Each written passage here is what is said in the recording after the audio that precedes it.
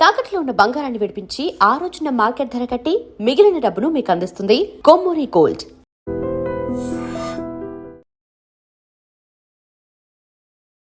Welcome to I dream.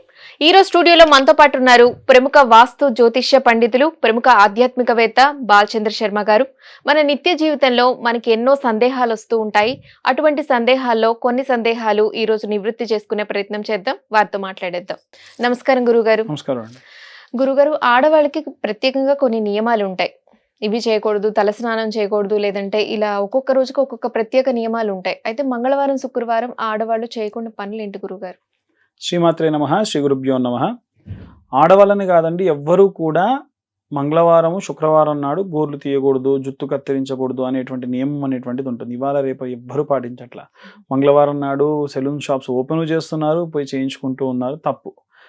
వీటితో పాటు ఆడవాళ్ళకు సంబంధించి ప్రత్యేకంగా ఏంటంటే, ఏదైనా సరే ఎక్స్పెరిమెంటల్గా చేసే పనులు కొన్ని ఉంటాయి. మళ్ళీ మళ్ళీ రిపీట్ అవుతాయి అనేటువంటి ఏమైనా ఉంటాయి కదా, ఆ వెట్టి పరిస్థితుల్లో చేయకూడదు. ఎందుకంటే మంగళవారం మారు కోరుకుంటుంది అని అంటారు. ఉదాహరణకు ఎవరికైనా డబ్బు ఇవ్వాలి అనుకోండి, మంగళవారం నాడు ఇవ్వకూడదు. ఆడవాళ్ళే కాదు, ఎవరు కూడా డబ్బు ఇవ్వకూడదు. వృధా ఖర్చులు చేయకూడదు. అనవసరమైనటువంటి వాటిపైన ఒక్క రూపాయి కూడా ఆ రోజు స్పెండ్ చేయకూడదు. శుక్రవారం నాడు, మంగళవారం నాడు వీలైతే జీతాలు ఇవ్వండి, అప్పులు తీర్చండి. మీ కింద ఎవరన్నా పనిచేస్తున్న ఇంట్లో పని మనిషి ఉన్నారు, ఆమెకు మీరు జీతం ఇవ్వాలి. మంగళవారం ఇవ్వండి, శుక్రవారం ఇవ్వండి, మంచిది.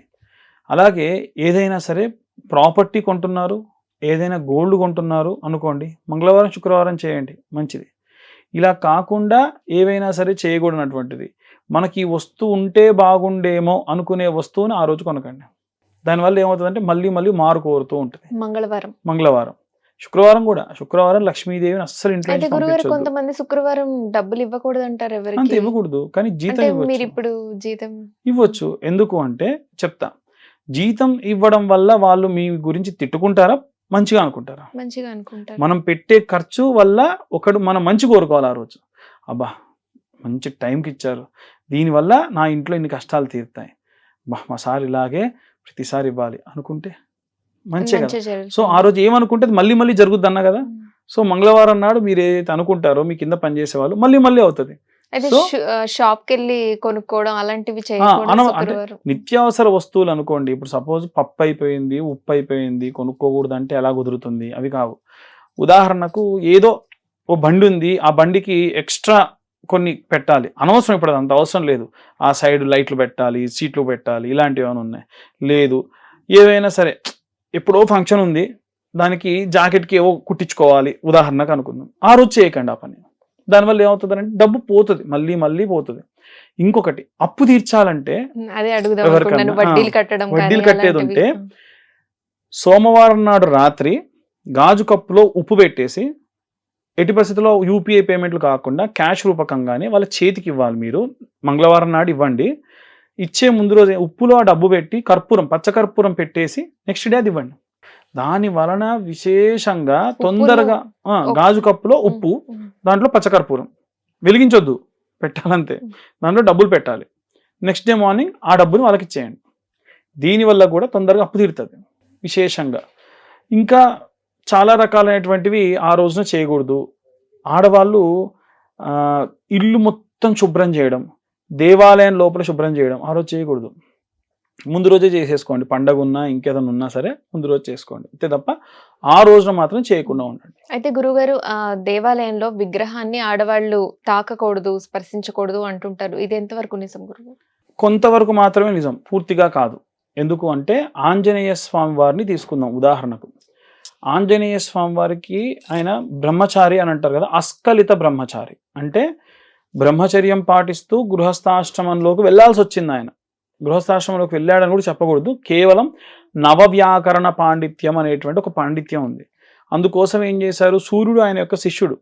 సో ఆయన వైపు తిరిగి ఆయన అడిగారు అనమాట, నాకు నవవ్యాకరణ పాండిత్యం నేర్పించండి అంటే, నువ్వు బ్రహ్మచారి కదయ్యా, నీకెలా నేర్పిస్తారు? ఖచ్చితంగా గృహస్థాశ్రమంలో ఉన్న వాళ్ళకే నేర్పిస్తాను, నాకు సంబంధం లేదు, మీరు నాకు అన్ని విద్యలు నేర్పిస్తాన్నారు, నేర్పించండి. అప్పుడు స్వామివారు తన యొక్క వర్చస్సుతో ఒక స్త్రీ రూపాన్ని దాల్చి ఆంజనేయ స్వామికి ఇచ్చి వివాహం చేశారు. అప్పుడు స్వామివారు ఏమన్నారంటే, మరి నేను అందరిలాగా బ్రహ్మచర్యంగా నేను పాటించేది, నా శరీరంలో సగభాగం ఇవ్వలేను, ఊర్ధ్వభాగం ఇవ్వలేను, సగభాగం ఇవ్వలేను, అందుకని నా వాలం నా తోకలో పెట్టుకుంటాను అని చెప్పి ఆంజనేయ స్వామి తోకలో సువర్చలాదేవి ఉంటుంది. అందుకనే ఆంజనేయ స్వామి విగ్రహాన్ని ఆడవాళ్ళు తాకకూడదు, ఆంజనేయ స్వామి శరీర భాగాన్ని అస్సలు ఆడవాళ్ళు తాకకూడదు, ఆంజనేయ స్వామి తోక భాగాన్ని మగవాళ్ళు తాకకూడదు. లంకకి వెళ్ళినప్పుడు ఆయన వార్నింగ్ ఇస్తాడు, దయచేసి నా తోక జోలికి మాత్రం పోవద్దు అని. పట్టుకున్న కారణం చేత లంక మొత్తాన్ని తగలబెడతాడు. అది ఆయన తగలబెట్టడు, ఆటోమేటికల్గా మంట వస్తుంది. లంకకి వెళ్ళిన తర్వాతకి వాళ్ళు వెలిగించారు అని వాళ్ళు అనుకుంటారు, వాస్తవంగా ఏంటంటే వెలుగుతుంది సువర్చలాదేవి ఉన్న కారణం చేత. అలా లంక మొత్తం తగలబడుతుంది. మనం ఇంట్లో ఉన్న పూజా మందిరంలో అయినా ఆంజనేయ స్వామిని తాకకూడదు, ఫోటోను కూడా శరీరాన్ని తాకకూడదు, తోక భాగాన్ని మాత్రం తాకొచ్చు. పెళ్లి కాని ఆడపిల్లలు ఎవరన్నా ఉంటే ఎక్స్పెషల్గా వాళ్ళు ఆంజనేయ స్వామి తోకతో ఉన్న ఫోటో తెచ్చుకొని నిత్యము కూడా చిటికెడు సింధూరం వేసి దాని మీద కొంచెం అంత సంపెంగ నూనె రాసి ఒక చుక్క పెట్టండి. ఇలా 21 రోజుల పాటు చేయాలి. 21 రోజులు కూడా ఆడవాళ్ళు మెన్సెస్ ప్రాబ్లం అడ్డు లేకుండా ఉండాలి. అలా ఉన్న రోజుల్లోనే స్టార్ట్ చేయండి. స్వామివారి ఫోటో ఫ్రేమ్ కి బొట్టు పెట్టాలి. అయితే మంగళవారం లేకుంటే శనివారం నాడు ప్రారంభించి 21 డేస్ కంటిన్యూగా సింధూరం తీసి పెట్టండి. మధ్యలో ఇన్ కేస్ కొన్నిసార్లు ఇబ్బంది అయ్యి మధ్యలో ఏదైనా ప్రాబ్లం వస్తే తర్వాత రోజు కంటిన్యూ చేయండి, పర్లేదు, అయిపోయిన తర్వాత కంటిన్యూ చేయండి. కావాలని మాత్రం నాకు చేత కావట్లేదు బద్ధకంగా ఉందని మాత్రం ఆపకండి. హనుమాన్ చాలీసా చదవండి ఆ రోజున. నమ్మి ఆయన తోకకు అలా సింధూరం పెట్టిన కారణం చేత ఉత్త సింధూరమే, సింధూరం సంపెంగ నూనె కలిపి చుక్క పెట్టాలంతే. హనుమాన్ చాలీసా చదవండి, హనుమాన్ బడబాలం స్తోత్రం ఉంటుంది, మీకు ఏది వస్తే చదవండి చాలు. విగ్రహాన్ని తాకూడదు. అలాగే నవగ్రహాల దేవాలయంలో కూడా నవగ్రహాల్లో ఏ విగ్రహాన్నైనా తాకొచ్చు, కానీ శని విగ్రహాన్ని మాత్రం ఆడవాళ్ళు తాకకూడదు. ఎందుకు అంటే శివుడి యొక్క 11 రుద్రాక్షల్లో ఒక రుద్రాక్ష శనిగా భావిస్తారు. శని లోక కళ్యాణం కోసము విష్ణుమూర్తి వివాహం జరగాలి, కానీ ఒక చిన్న ఆటంకం కలిగింది. ఏంటంటే తన యొక్క లక్ష్మీదేవికి అక్క ఉంది, మరి అక్క పెళ్లి కానీ చెల్లి పెళ్లి చేయకూడదు కదా, మరి ఎలా అని అంటే అప్పుడు జ్యేష్ఠాదేవిని వివాహం చేసుకునే వాళ్ళు ఎవరో ముందుకు రండి. జ్యేష్ఠాదేవి ఎలా ఉంటుంది, ఇనప గజ్జలు కట్టుకొని నల్లటి వస్త్రాన్ని కట్టుకొని జుట్టంతా విరబూసుకొని కాటుక మొత్తం పూసుకొని చాట చీపురు పట్టుకొని ఇలా కొట్టుకుంటూ తిరుగుతుంది. ఆమెను ఎవరు చేసుకుంటారు? ఆమె ఇంట్లో దీపం వెలిగించేది ఎప్పుడు చీకట్లో కూర్చుంటుంది. శని వచ్చి చెప్పాడు నేను చేసుకుంటా, ఎందుకంటే నాకు ఎప్పుడు కూడా నిత్యము చీకట్లో ఉండే అలవాటు. తల్లిదండ్రులు నన్ను 300 కాంతి సంవత్సరాల దూరంలో వదిలేశారు, కాబట్టి నా ఇల్లా శుభ్రం చేసే పని లేదు. నాక ఇనుముకు అధిపతినే నేను, చాటా చీపురు నాకు కూడా ఇష్టమే, కాబట్టి నేను చేసుకుంటా అని చేసుకున్నాడు. కానీ ఎప్పుడు శివనామస్మరణ చేస్తూ ఉంటే జ్యేష్ఠాదేవి శపించింది శనిని, ఏమని, నీకెప్పుడు శివనామస్మరణే, కాబట్టి ఏ స్త్రీ అయితే నిన్ను తాకుతుందో ఆమె శని ప్రభావం రెట్టింపవుగాక అని. జాతకంలో శని దోషం ఉంది అంటే శనికి నువ్వుల నూనె పోసారా, నూనె పోసారా, వస్త్రం కప్పారా, పైనుంచి ఆడవాళ్ళు ఏం చేసినా పొరపాటున తాకినా శని ప్రభావం రెట్టింపు అవుతుంది. కేవలం ఆడవాళ్ళు మాత్రమే, ఆడవాళ్ళు మాత్రమే. చిన్న పిల్లలు తాకొచ్చు, 4 పదులు 5 పదుల వయసు దాటిన వాళ్ళు తాకొచ్చు. ఎందుకంటే తల్లు ఈ మెన్సెస్ ఉన్నటువంటి ఆడవాళ్ళు తాకకూడదు. ఏ రోజైనా సరే శని విగ్రహాన్ని తాకకూడదు. అంతెందుకండి, అయ్యప్ప మాలలు ఆడవాళ్ళు ఎందుకు వేసుకోకూడదు తెలుసా? 18 మెట్లలో ఒక మెట్టు శని. సో ఈ మధ్య వయస్కులు ఎవరైతే ఉంటారో వాళ్ళు కనుక తగిలితే ఆమె శని ప్రభావం రెట్టింపు అవుతుంది. అందుకని ఆడవాళ్ళు రాకూడదు. చిన్నపిల్లలు వేసుకోరు మాలలు, చూడలా? చిన్నపిల్లలు ఆడపిల్లలు వేసుకుంటారు, పెద్ద ఏజ్ వచ్చిన వాళ్ళు వేసుకుంటారు కదా. మధ్య వయసులో ఎందుకు వేసుకుంటారు? ఇదే కారణం. చాలా మంది పురుష అహంకారం ఎక్కువైపోయింది, ఒక కోర్టుకి ఎక్కింది, వెళ్తే నీకే నష్టం తల్లి, వద్దు అని చెప్పి వార్నింగ్ ఇచ్చారు. కాబట్టి అలా శని విగ్రహాన్ని ఆడవాళ్ళు తాకకూడదు. అయితే గురుగారు శనివారం నలుపు వస్త్రాలు ధరించొచ్చా ధరించకూడదా? చాలా మంది వేసుకోవచ్చు అంటారు, వేసుకోకూడదు అని అంటారు, ఇది ఎంతవరకు కరెక్ట్? మీరు నలుపు వస్త్రం వేశారంటే కాళ్ళకి చెప్పులు వేసుకోకూడదు, ఒకటి ఎప్పుడు భోజనం చేయాలి. ఇన్ కేస్ ఏ రోజైనా ఎప్పుడైనా శనివారం నాడు నలుపు వస్త్రం వేసుకున్నారు అనుకోండి. ఎందుకు అంటే నలుపు వస్త్రం ఎప్పుడు వేసుకుంటారనంటే నేను రెడీ కష్టాలు అనుభవించడానికి అని ఒక సిగ్నల్. అంతెందుకు, అన్ని క్లాత్స్ వేసుకోండి, నల్ల డ్రెస్ మాత్రం పక్కా పెట్టండి. సాయంత్రం 5:30-6 అయితే దోమలన్నీ వెళ్ళి దానికి అట్రాక్ట్ అవుతాయి, బాగా అబ్జర్వ్ చేయండి. సో శనివారం నాడు నల్ల వస్త్రం వేశారు అని అంటే నేను బ్రహ్మచర్యం పాటిస్తా, నేను కాళ్ళకు చెప్పులు వేసుకోను, నేను ఒకటే పూట భోజనం చేస్తా, నేను కటిక నేల మీద నిద్రిస్తా అన్న వాళ్ళు ఎవరైనా నల్ల బట్టలు పాటిస్తేనే ఆ రోజు వేసుకోండి. ఎందుకో చెప్తా రీజన్ కూడా. శని పడితే ఏం జరుగుతుందో ఇవే జరుగుతాయి. శని పడితే కాళ్ళకున్న చెప్పులు తెగుతాయి, ఎర్రటెండలో మంచి చలిలో వట్టి కాళ్ళ మీద నడవాల్సి వస్తుంది. భోజనం చేద్దామన్నా టైం దొరకదు, లేకుంటే అసలు భోజనమే దొరకదు. పడుకుందామంటే మెత్తటైన పరుపు ఉండదు, నేల మీద కూడా పడుకోవాల్సి వస్తుంది. బ్రహ్మచర్యం పాటించారు, భార్యాభర్త కలవాలనుకుంటే కూడా కలవలేరు ఆ రోజు. ఇవన్నీ కూడా శని పడితేనే జరిగాయి. అవన్నీ మీరే చేశారనుకోండి, శని పట్టడిగా. అందుకని అయ్యప్ప స్వామి మాలలు వేసినప్పుడు కూడా అయ్యప్ప శని అంటాడు అనమాట, నీ మాలలు వేసుకొని ఎవరైతే నేను పడితే ఎలా అయితే ప్రవర్తిస్తారో అలా చేస్తే వారికి శని దోషములు ఉండవు, అష్టమ శని దోషములు ఉండవు అని చెప్తారు. కాబట్టి విగ్రహాన్ని తాకొద్దు, ఇవన్నీ చేయకూడదు అయితే అనేటువంటివన్నీ కూడా. గురుగారు చాలా మంది దేవాలయానికి వెళ్ళినప్పుడు దేవుడు ఎదురుగా పూజారికి ఆశీర్వాదం తీసుకుంటూ ఉంటారు. ఇది తీసుకోవచ్చా గురుగారు? తీసుకోవచ్చు, మరీ ఎదురుగా కాకుండా. మనకు ప్రతి దేవాలయంలో కూడా ధ్వజస్తంభానికి దేవుడికి కొంచెం ఇటు కార్నర్ భాగంలో, ఇప్పుడంటే లేదు కానీ ఒకప్పుడు చెక్కేవాళ్ళు సాష్టాంగం చేయడానికి. సాష్టాంగం చేయడం వల్ల ఏమవుతుంది, కాలు పెట్టినప్పుడు ఏమవుతుంది అంటే ఏ దేవుడికి ఏ ప్రతిష్ఠ చేసినటువంటి దగ్గరికి కూడా ఇబ్బంది లేకుండా ఉండాలి. అక్కడ అర్చకుని పిలిచి అక్షింతలు వేయించుకోవాలి. కానీ ఇవాళ రేపటి కుదరదు, అందరు అక్కడే వేయిస్తూ ఉన్నారు, కాళ్ళకు దండం పెడుతున్నారు. ఎందుకంటే భగవత్ స్వరూపానికి దగ్గరగా మనుషులు ఏమి పెద్ద ఇది కాదు, భగవంతుడే తర్వాతకి అర్చకుడు. అర్చకుడు ఏంటి, మంత్రాధీనంతు దేవతం, మంత్రం బ్రాహ్మణాధీనం, బ్రాహ్మణం మమదేవత.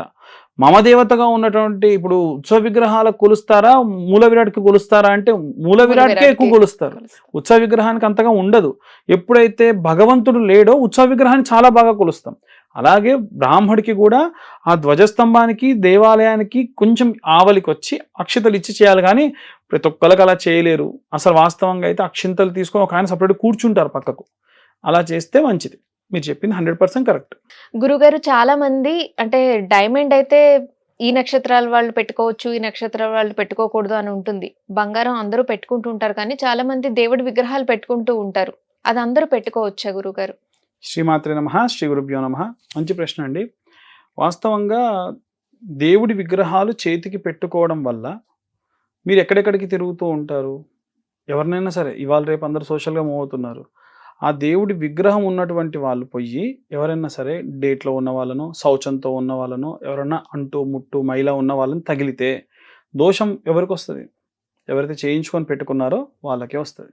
సో ఎట్టి పరిస్థితుల్లో విగ్రహ రూపంలో ఉన్నటువంటి దేవుళ్ళని పెట్టుకోకూడదు. ఇంకొకటి, మీరు ఇలా పెట్టుకుంటారు, మీరందరూ ఏమంటారంటే ఇలా పెట్టుకున్నాం కదండి, దేవుడు తల పైకి ఉంటుంది, ఇలా ఇలా ఉంటుంది.